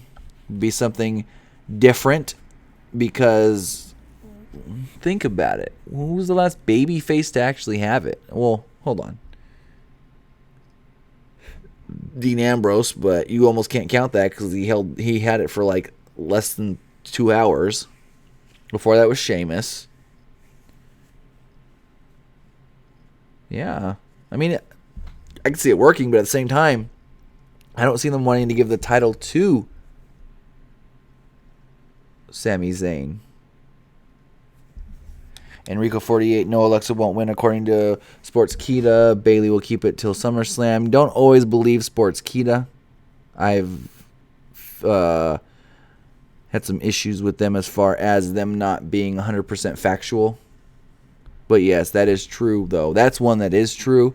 The plan, like I said, the plan for SummerSlam is Bayley, Sasha, championship on the line, and they're going to play up the fact that 2 years prior, they had their amazing match at TakeOver Brooklyn, the first ever TakeOver Brooklyn.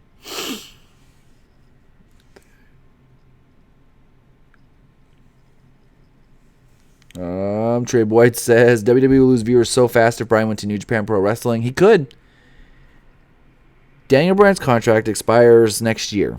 Like mid next year, I want to say. I don't know exactly when. Mid next year-ish. And he wants to wrestle. And he's said it multiple times on Talking Smack. You know, I wouldn't be here as the general manager if I didn't have to. I would be wrestling if they would let me. It's not that he doesn't want to wrestle. It's that they won't allow him to wrestle. And so he has told people he's close with that, you know, once his contract's done with WWE, he's not going to resign. He's going to go find, you know, get more tests done. And after, because if you think about it, by then it's going to probably be like 3 years since the initial injuries. Maybe he's cleared up by then. Maybe he's all good to go. So we'll have to see. We'll have to see. What's going on? The guy has joined us here in the live stream. Go for another about 5 minutes. Keep this going for another good 5 minutes. Daniel Lavery, who do you think would win, Sasha or Bayley at SummerSlam? That's a good question. I'd probably say Sasha. Bayley, because you know you have the whole thing that Bayley won 2 years ago. Bayley took that title from Sasha. So then you have Sasha take the title from Bayley, and then you can keep the feud going for another 2 months maybe. So I think Sasha should win. If Bayley goes in as a champ, then Sasha should win it.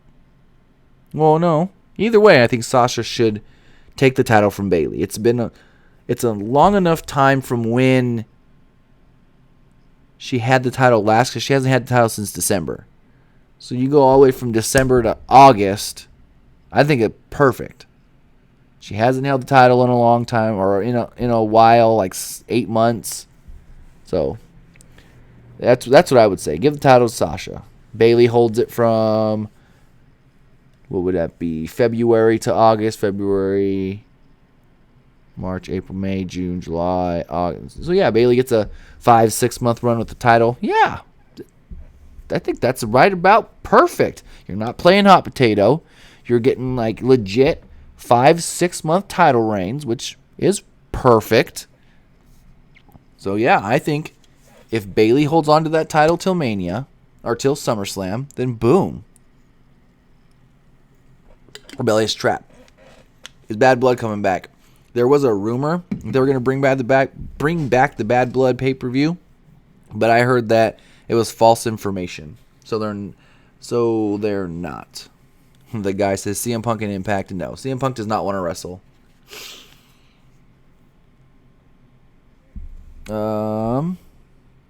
Enrico says, I want Bryan and Lucha Underground because they can keep up with kayfabe and he can be the American Dragon again. Oh, Lord. He can be the American Dragon in Japan. He can do whatever he wants in Japan. I'm telling you, if they were to get Daniel Bryan in Japan, you thought those New Japan World numbers were high for the Tokyo Dome show? Oh, they're going to have their biggest number of subscribers ever from the United States. Let's see. Speedo Canella says, who do you see winning Raw Money in the Bank? I don't think they're doing a Raw Money in the Bank. The Money in the Bank pay-per-view this year is a SmackDown-only pay-per-view. So if you go off of that, Raw's not getting a Money in the Bank. Maybe this year it's a Raw pay-per-view or SmackDown pay-per-view. Next year it's a Raw pay-per-view. I don't know what the thinking behind that is, to be honest. Trey Boyd says, the momentum that Ohio dominated sports last year, Ambrose won and cashed in Money in the Bank the same night the Cleveland Cavaliers won the NBA championship. I didn't realize that was the same night. Huh. Interesting.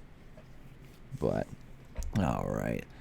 Let's get these last couple of questions in before we end tonight's live stream.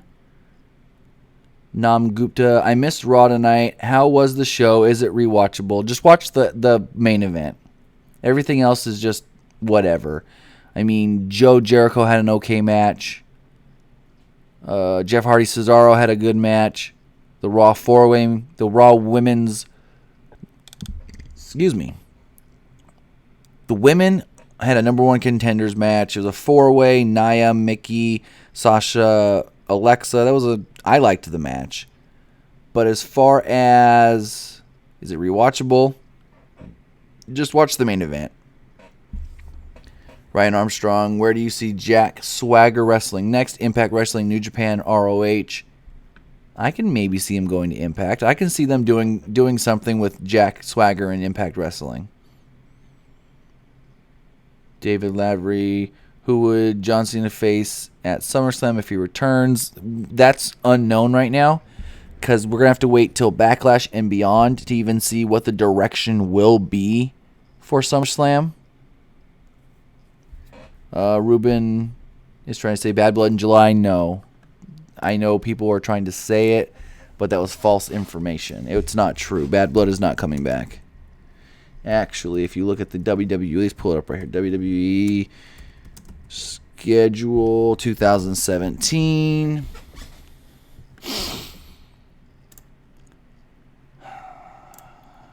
Let's see. WWE 2017 pay-per-view schedule. Cal, Alabama. Thank you. I appreciate that, saying that my videos are awesome and to keep it up.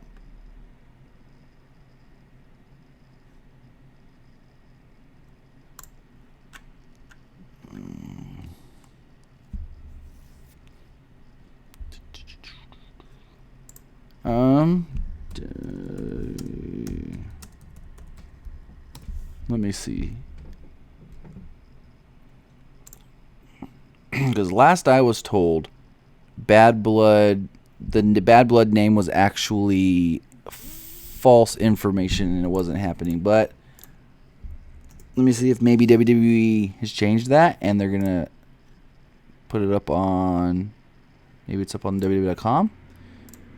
Let's see what you guys, while this loads, let's see what you guys have some other questions. SmackDown's Money in the Bank. Raw's getting Bad Blood. According to CBS Sports, they say Bad Blood is going to happen in July. And then SmackDown will be getting... Because June, Raw has Extreme Rules. June, SmackDown has Money in the Bank. July, Raw has... They're saying Bad Blood. And then SmackDown has Battleground in July. Let me see.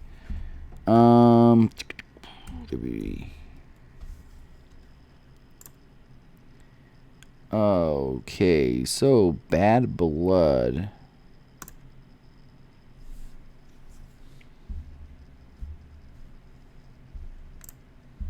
Yeah, according to WrestleZone right here, they're even saying that Bad Blood is not going to be taking place in Hartford, Connecticut. Now, does WWE, though, have it on their website? Because if they have it on their website, apparently, according to WrestleZone.com, they said that let's see. Raw was rumored to be getting an exclusive pay-per-view with the Bad Blood title at the XL Center in Hartford, Connecticut. They were then informed by the WWE that they will not be returning to Connecticut in July, and that there are currently no plans in place for the company to return to Connecticut in the foreseeable future. So if we go off of that, Bad Blood, like I said, I heard that same thing. Bad Blood is not happening, and they're not doing a pay-per-view from Hartford. Let's see. Hey, people can say it, but it doesn't mean it's true. People say things all the time on the internet, or here on YouTube and Twitter and Instagram. I'm just saying, I was under the impression it wasn't happening. WrestleZone has an article out saying it's not happening. WWE doesn't have it on their list of pay-per-views if you go to WWE.com. Because if you go to WWE.com, it shows Payback, Extreme Rules, Backlash, Money in the Bank, Battleground. It doesn't even show Bad Blood. And if Bad Blood was going to happen, let's see. Is Bad Blood on here as far as prior retired pay-per-views?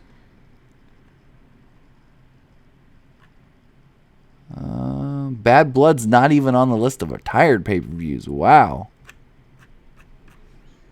Huh. So, but yeah, like I said, last I heard, things can change, but last I heard, they are not doing a Bad Blood pay-per-view. Let's see. Robert Cathy says Kenny Omega should never go to WWE. They wouldn't allow him to do half the stuff he does in Japan. I can see why you would say that. I could see that for sure. David Lavery says John Cena versus Shinsuke Nakamura at SummerSlam. I can obviously see that happening. You do Shinsuke versus Dolph over the summer, and then John Cena come back and challenge Nakamura. I can see that happening for sure, depending on where they go after the Dolph Ziggler thing. But it also depends on how long they do the Dolph Ziggler thing. But with that, I think that's going to end it for us here tonight, guys. We talked about Raw, we talked about Shibata, we talked about Roman Reigns, we talked about a lot of things here on this Raw Raw review, April 17, 2017. Let's see. Will Jim Cornette ever be welcomed back to WWE? Honestly, after him doing the Hall of Fame speech, I didn't even think they would bring him back to do the Hall of Fame induction. So, maybe, but I don't know in what capacity. Because I don't know how much they would trust him behind a mic. Just for Fun Gaming says, what about King of the Ring or Halloween Havoc? Halloween Havoc, just a name.